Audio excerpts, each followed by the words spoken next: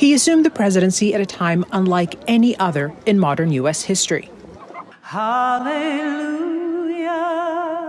The U.S. was fast approaching nearly 500,000 deaths from COVID-19, and Joe Biden wanted to set a standard.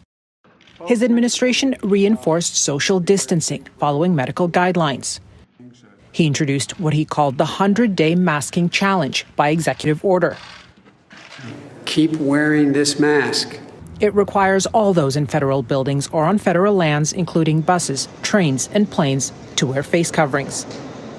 The move was a drastic change from the Trump administration, where there was no mask mandate within the White House, even at the height of the pandemic. Good morning. Biden brought back the daily coronavirus briefing, albeit virtually, with his top medical advisors. But efforts at the vaccine rollout had stalled as states complained they lacked staff, equipment, and doses. Biden blamed the Trump administration. There is no detailed plan, that we've seen anyway, as to how you get the vaccine out of a container into an injection syringe into somebody's arm. But he still pledged to have 100 million people vaccinated in his first 100 days. Biden quickly surpassed that goal, and more than 200 million Americans have now received at least one dose. He introduced incentives such as tax credits for businesses, hoping to get the country to a measure of herd immunity by the early fall.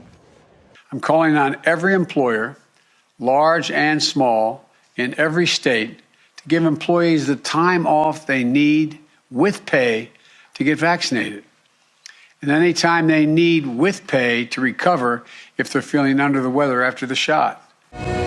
This plan puts us on a path to beating the virus. But his biggest undertaking was the historic $1.9 trillion American Rescue Plan, which includes $1,400 checks for most adults, vaccine distribution supports, and a boost to unemployment benefits. This plan is historic. No conservative lawmaker agreed to the price tag. The vice president votes in the affirmative.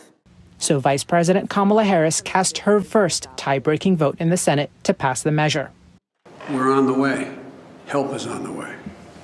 While Biden's efforts to tackle the COVID crisis have been deemed largely successful, a fourth wave looms in some states, threatening the president's timeline for a return to normalcy.